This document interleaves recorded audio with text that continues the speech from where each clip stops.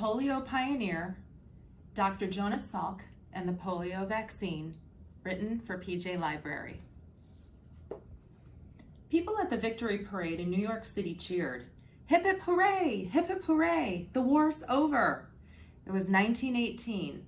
The First World War had ended, but 4-year-old Jonas Salk didn't cheer.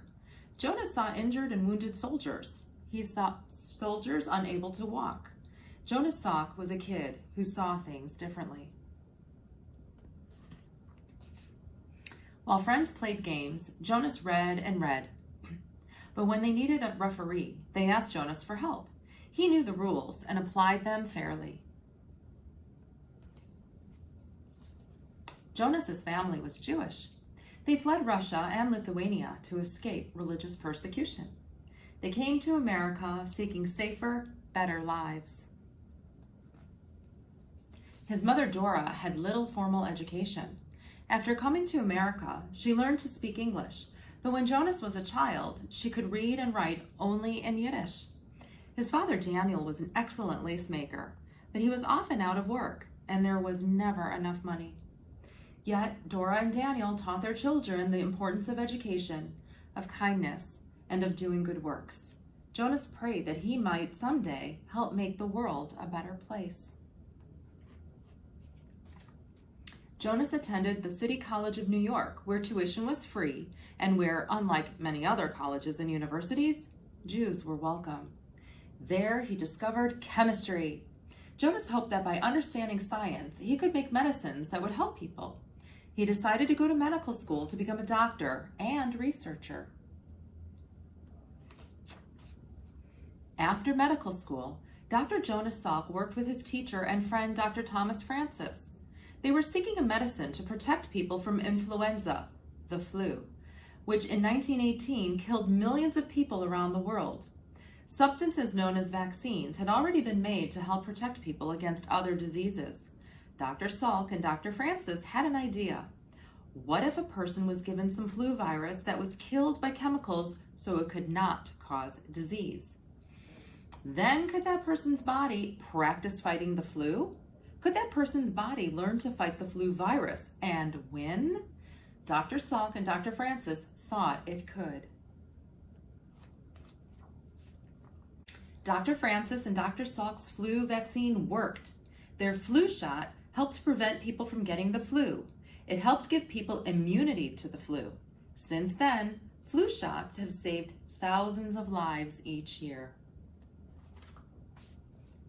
But another disease was also raging: polio. Throughout America, polio paralyzed or killed thousands of people every year, including many babies and small children. No one could be sure they were safe from the disease, not even future U.S. President Franklin Delano Roosevelt. Fearing that polio could spread through water, communities closed swimming pools and beaches. Parents kept children away from movie theaters, sleepovers, and crowds. Everywhere people wondered, could polio be prevented? Could it be cured? Dr. Salk believed polio could be prevented. He believed he could develop a polio vaccine. Dr. Salk researched, experimented, and tested ideas. He and his team of scientists labored day and night, night and day.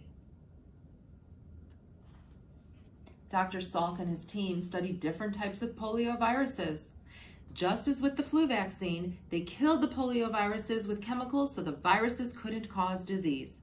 Then they used the inactive polio viruses to make a vaccine. Dr. Salk and his team first tested their vaccine in Pittsburgh, Pennsylvania, where they lived. Dr. Salk gave many of the shots himself.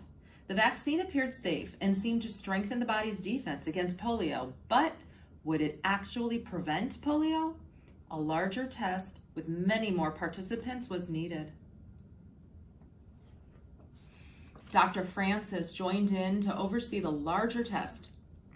Throughout America, almost 2 million children, polio pioneers, participated.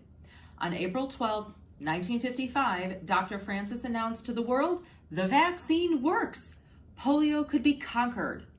Church bells rang, factory whistles blew, the country celebrated. Within a few years, cases of polio plummeted. Soon, throughout America and much of the world, polio was almost completely gone. But more research and work on other diseases was needed. Dr. Salk wanted to make sure all people around the world received vaccinations and stayed healthy. So Dr. Salk kept working, thinking, dreaming. And on a bluff overlooking the Pacific Ocean, Dr. Salk established the Salk Institute for Biological Studies. There, researchers question and discover, seeking cures for cancer, HIV/AIDS, diabetes, multiple sclerosis, and many other diseases. Jonas Salk was a kid who saw things differently, a kid who wanted to help make the world a better place. Ever meet a kid like that? Could that kid be you? The end.